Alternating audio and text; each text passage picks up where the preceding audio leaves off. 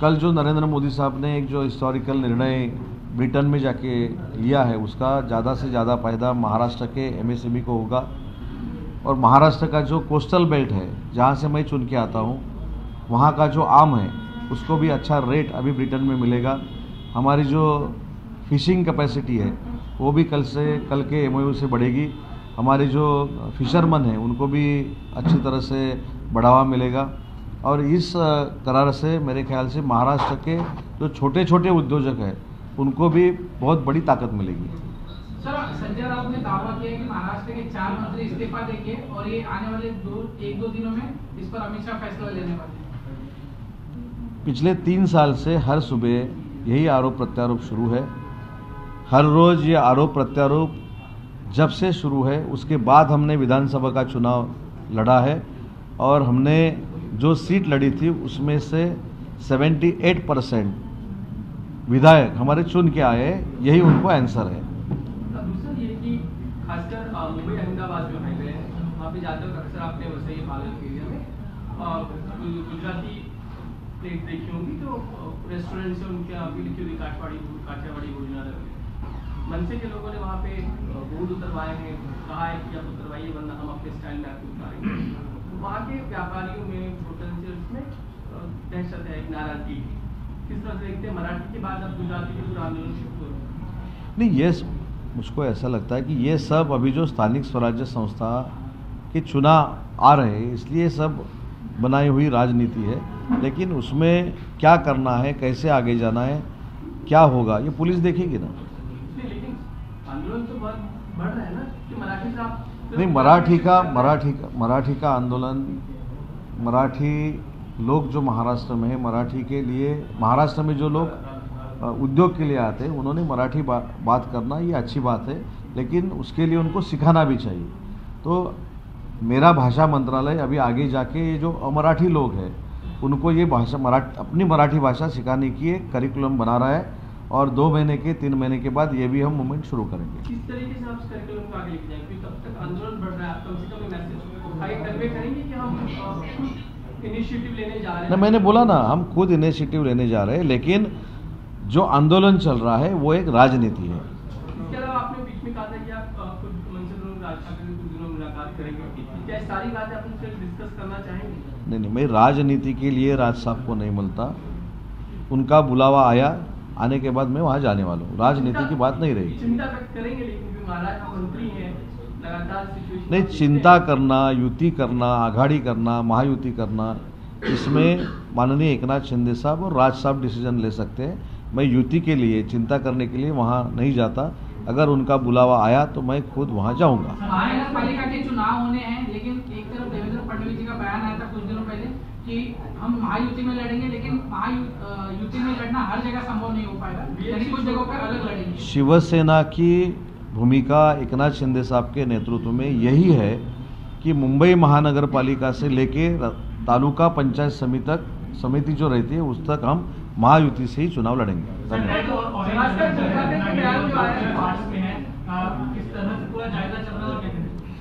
जब orange alert Ratnagiri Sindhudurg में declare KIA जाता है उसी दिन हम उसका रिव्यू लेते हैं। हमारे यहाँ एनडीआरएफ टीम भी है, हमारे यहाँ प्रशासन भी सज्ज है। जो कुछ आपत्ति आने के बाद जो कुछ प्रशासन का काम रहता है उसके लिए प्रशासन सज्ज है। सर, कल जिस तरीके से दिल्ली में कार्यक्रम हुआ वहाँ पर एकनाथ शिंदे जी को उपस्थित रहना था प्रोटोकॉल के हिसाब से, लेकिन वो गए नहीं और कहीं ना कहीं चर्चाएं चल रही कि कुछ नाराजगी वगैरह, अगर आप उस पर बता नहीं, एकनाथ शिंदे साहब क्यों नहीं आए इसका रीज़न आपको भी सबको मालूम है, क्योंकि आपने भी एकनाथ शिंदे साहब का जो प्रोग्राम था वो लाइव दिखाया है। वो पंढरपुर में थे, संत नामदेव महाराज के नाम से उनको जो पुरस्कार दिया गया था वो स्वीकार करने के लिए वो पंढरपुर में थे। आपने ही लाइव दिखाया था और ये सब महाराष्ट्र की जनता को भी मालूम है और हम जो दिल्ली में थे उनको भी मालूम था। लेकिन सवाल ये है कि जब उन्हीं के कार्यकाल में मराठी का स्टडी सेंटर वहाँ पे खुलना जेएनयू में बहुत बड़ी बात है, उसके बावजूद उनका खुद वहाँ उपस्थित न होना। ऐसा कुछ नहीं। सरकार में अभी हम देवेंद्र जी फडणवीस साहब के नेतृत्व में काम कर रहे हैं। अगर देवेंद्र फडणवीस साहब के हाथ से वो इनॉग्रेशन है तो वो भी हमारी जिम्मेदारी है कि मैं मराठी भाषा मंत्री करके वहाँ उपस्थित था। तो ऐसा कुछ नहीं है हमारे नेता लोगों में कंपटीशन नहीं है कि इन्होंने पैसा दिया है इसलिए वो नहीं गए। आज देवेंद्र जी राज्य के मुख्यमंत्री हैं, उनके हाथों से वो इनॉग्रेशन हुआ है, उसमें किसी को भी तकलीफ नहीं है। तो मुख्यमंत्री कार्यक्रम में कल नारे लगे, इसको किस तरीके से देखते हैं? नहीं, वो अच्छी बात नहीं है, उसका मैंने निषेध भी दिल्ली में भी किया है, क्योंकि मुख्यमंत्री कोई भी रहने तो उनके नाम से मुर्दाबाद की घोषणा करना ये उचित नहीं है। लेकिन उसका परिणाम हमारे प्रोग्राम में कुछ भी नहीं हुआ, हमने दिमागदार पद्धती से वो प्रोग्राम किया है। महाराष्ट्रातल्या मराठी माणसाला अभिमान वाटेल असा एक कार्यक्रम काल दिल्लीमध्ये पार पडला।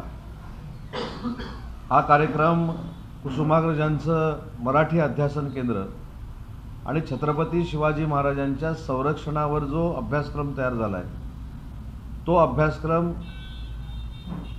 देशाच्या कानाकोपऱ्यात पोहोचवण्यासाठी आणि जगाच्या कानाकोपऱ्यात पोहोचवण्यासाठी JNUमध्ये आपण सुरू करतोय। जवाहरलाल नेहरू युनिव्हर्सिटीमध्ये छत्रपती शिवाजी महाराजांच्या युद्धनीतीवर अभ्यासक्रम तयार करण्यासाठी तत्कालीन मुख्यमंत्री एकनाथ शिंदे साहेबांनी 10 कोटी रुपये दिले होते आणि 17 वर्षापूर्वी महाराष्ट्र शासनानं 2 कोटी रुपये हे अध्यासन केंद्रासाठी दिले होते। 2 महिन्यापूर्वी मी स्वतः जवाहरलाल नेहरू युनिव्हर्सिटीमध्ये गेलो होतो, तिथल्या कुलगुरूंना आम्ही विनंती केली आणि उरलेले अध्यासन केंद्राचे 3 कोटी रुपये हे मराठी भाषा विभागामार्फत दिले जाणार आहे आणि छत्रपती शिवाजी महाराजांच्या युद्धनीतीवर जो अभ्यासक्रम आहे तो जगाच्या पातळीवर आणि महाराष्ट्राच्या कानाकोपऱ्यामध्ये नेण्यासाठी कालच्या कार्यक्रमाचा उपयोग होणार आहे। काल अजून एक अतिशय महत्त्वाचा निर्णय झाला, जो महाराष्ट्राच्या जनतेसाठी, महाराष्ट्राच्या मराठी माणसासाठी आणि छत्रपती शिवाजी महाराजांना आराध्य दैवत मानणाऱ्या प्रत्येक माणसाची छाती गर्वानं फुलेल अशा पद्धतीनं JNUच्या परिसरामध्ये छत्रपती शिवाजी महाराजांचा अश्वरूढ पुतळा उभा करण्याचा निर्णय काल मुख्यमंत्र्यांच्या साक्षीनं, देवेंद्रजींच्या साक्षीनं आमच्या मराठी भाषा विभागानं घेतलेला आहे आणि जागेचं पत्र JNUला जे पाहिजे होतं ते कालच आम्ही तासाभरात कुलगुरू पंडित मॅडमना त्या ठिकाणी दिलेलं आहे। त्याच्यामुळे दिल्लीच्या तख्तावर सगळ्यात मोठा, सगळ्यात उंच आणि सगळ्यात दिमागदार आणि देखणा छत्रपती शिवाजी महाराजांचा अश्वरूढ पुतळा आता JNUच्या कॅम्पसमध्ये उभा राहणार आहे। तिसरी महत्त्वाची गोष्ट की दिल्लीच्या परिसरामध्ये ज्या मराठी शाळा आहेत त्या मराठी शाळांना देखील आर्थिक सुबकता यावी, मराठी शाळा आहेत त्याच्यापेक्षा चांगल्या पद्धतीनं व्हाव्या, हे धोरण घेऊन आम्ही राज्याचे उपमुख्यमंत्री अजितदादांची देखील एक बैठक घेतली होती आणि त्या बैठकीतनं असं निष्पन्न झालं की दिल्लीच्या स्तरावर मराठी भवन हे बांधण्यासाठी जर जागा असेल तर त्याचा आराखडा चांगला करावा, ह्या सूचना 6 महिन्यापूर्वी राज्याचे उपमुख्यमंत्री आणि तथा अर्थमंत्री अजितदादांनी दिलेला होता आणि त्या मराठी भवनाचा एक आराखडा येत्या 2 महिन्यामध्ये आम्ही अर्थमंत्र्यांकडे सादर करतोय आणि त्याच्यातनं देखील जे मराठी आमचे बांधव आहेत, महाराष्ट्रातले विद्यार्थी आहेत, ते UPSCसाठी तिथे जातात, शिक्षणासाठी तिथे जातात, त्या विद्यार्थ्यांना लायब्ररी असेल, राहण्याचं ठिकाण असेल, या मराठी भवनातनं इथे उपलब्ध होणार आहे आणि त्याचा देखील एक आराखडा या 2 महिन्यामध्ये दिल्लीच्या सगळ्या मराठी माणसाशी चर्चा करून आम्ही अर्थ विभागाकडे सादर करतोय। सांगण्याचा उद्देश एवढाच आहे की मराठीवर महानगरपालिका आली, मुंबईची महानगरपालिका आली म्हणून UBT सारखे पक्ष राजकारण करतायत आणि महायुतीचं सरकार मराठी भाषा ही सातासमुद्रापलीकडे गेली पाहिजे, देशाच्या कानाकोपऱ्यामध्ये गेली पाहिजे, दिल्लीच्या तख्तावर मराठी भवन असलं पाहिजे, दिल्लीच्या तख्तावर आपला मराठीचं अध्यासन केंद्र असलं पाहिजे आणि छत्रपती शिवाजी महाराजांची युद्धनीती ही जगाला कळावी, ही देशाला कळावी, अशा पद्धतीचं एक सेंटर असलं पाहिजे।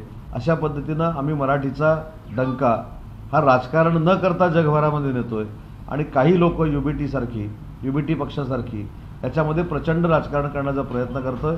त्याच्यामुळे हे काय आंदोलन झालं म्हणून ह्या दिल्लीतल्या मुवमेंट होत नाहीत। सुरुवातीला जसं सांगितलं की मी 2 महिन्यापूर्वीच, 2 ते 3 महिन्यापूर्वी JNUमध्ये स्वतः जाऊन आलो होतो। एकनाथ शिंदे साहेबांनी हे 10 कोटी रुपये पूर्वीच ते मुख्यमंत्री असताना वर्ग केलेले होते। कुसुमाग्रजांचं मराठीचं अध्यासन केंद्र निर्माण करण्याचा निर्णय राज्याचे मुख्यमंत्री देवेंद्रजींच्या नेतृत्वाखाली घेतला गेला.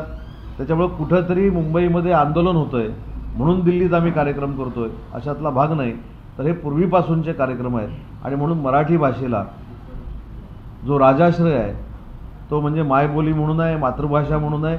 आणि त्या मराठीला कायमस्वरूपी मोठं करण्याचं कामच सरकार करणार आहे.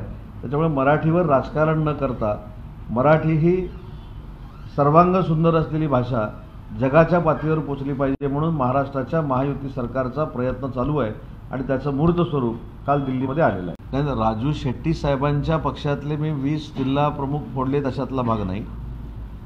राजू शेट्टींसोबत काम करणारे पूर्वीचे काही सहकारी असतील, त्याच्यामध्ये काही काँग्रेसची लोकं आहेत, काही शरद पवार राष्ट्रवादी काँग्रेस पार्टीची लोकं आहेत. त्याच्यामुळं 20 जिल्हाध्यक्ष जे प्रवेश करणार आहेत त्याचा असा पण गैरसमज होऊ नये की राजू शेट्टींच्याच पक्षातले सगळे जिल्हाध्यक्ष घेतोय. त्याच्यातले काही असतील, परंतु बाकीचे जालिंदर पाटील म्हणून प्राध्यापक जे आमचे आहेत त्यांच्या नेतृत्वाखाली अन्य पक्षातली लोकं देखील येत्या काही दिवसामध्ये एकनाथ शिंदे साहेबांचं नेतृत्व स्वीकारून शिवसेनेमध्ये प्रवेश करणार आहेत. मी कुठेही त्याच्यामध्ये असं म्हटलेलं नाही की 20 जिल्हाध्यक्ष हे राजू शेट्टींच्या पक्षाचे आम्ही फोडून शिवसेनेत आणतोय. विविध पक्षातले ते पदाधिकारी आहेत आणि ते पक्षामध्ये प्रवेश करणार आहेत. मुख्यमंत्री कार्यालयाचा व्हिजिलन्स असल्यामुळे सगळे पक्षी आमदार नाराज अशी तक्रार झाली आहे. त्याचं उत्तर मला असं वाटतं मी परवा दिलेलं आहे. शेवटी राज्याचे मुख्यमंत्री हे कुठच्याही खात्यामध्ये त्याचा अहवाल घेऊ शकतात, त्याचा आढावा घेऊ शकतात आणि ओव्हरऑल करू शकतात. त्याच्यामुळे ही नवीन गोष्ट आहे अशी काही मला वाटत नाही. पण त्याचं उत्तर देताना मी असं सांगितलं की माननीय एकनाथ शिंदे साहेब, माननीय देवेंद्रजी आणि माननीय अजितदादा यांचं बाउंडिंग हे अतिशय जबरदस्त आहे. त्याच्यामुळे येणाऱ्या स्थानिक स्वराज्य संस्था देखील महायुतीनं लढून आम्ही भगवा फडकवणार आहोत. त्याच्यामुळे अशा गोष्टींकडे बघून आमच्या कोणामध्ये गैरसमज होईल याची सुतरामही शक्यता नाही. कालच्या कार्यक्रमाला राज्याचे उपमुख्यमंत्री एकनाथ शिंदे साहेब हे अनुपस्थित होते. माझी आपल्याला विनंती आहे की DCM कार्यालयामधनं अधिकृत माहिती आपण घ्यायला पाहिजे. काल साहेबांचा पंढरपूरला एक श्री नामदेव महाराजांच्या नावानं जो पुरस्कार आहे, प्रतिष्ठेचा पुरस्कार आहे, तो माननीय एकनाथ शिंदे साहेबांना दिला गेला होता आणि त्या पुरस्कार स्वीकारण्यासाठी तिथे गेले होते. पण काही लोकांनी विचारलं ते दिल्लीतच गेले नाहीत, मग दिल्लीला का गेले नाहीत. पण ते जरी दिल्लीला गेले नसते तर त्यांचा प्रतिनिधी म्हणून मी होतो, मराठी भाषेचा मंत्री शिवसेनेचा म्हणून तिथं मी होतो. त्याच्यामुळं अशा पद्धतीचं संभ्रम जर कोण पसरवत असेल आणि स्वतःचा TRP वाढवण्याचा प्रयत्न करत असेल तर त्यांना देखील मला सांगायचं की माहित्या देखील अतिशय चांगल्या पद्धतीनं खऱ्या तुम्हाला दिल्या पाहिजेत.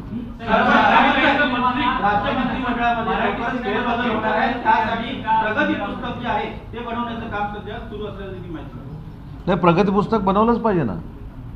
प्रगती पुस्तक नेत्यांनी बनवलंच पाहिजे. मी किती जिल्ह्यामध्ये दौरे केलेत, मी किती तालुक्यांमध्ये गेलो आहे, माझ्या डिपार्टमेंटमध्ये मी किती बैठका घेतल्या आहेत, माझ्याकडनं किती बोर्डाच्या मिटिंग झाल्या आहेत, मी किती बचत गटांना न्याय दिला, मी किती MSME वाढवली, मी किती विश्वकर्मा उद्योग वाढवले, मी MSME किती वाढवली, याचा आढावा माननीय एकनाथ शिंदे साहेबांनी घेतलाच पाहिजे. तशा पद्धतीनं बाकीच्या पक्षांच्या नेत्यांनी पण घेतला पाहिजे.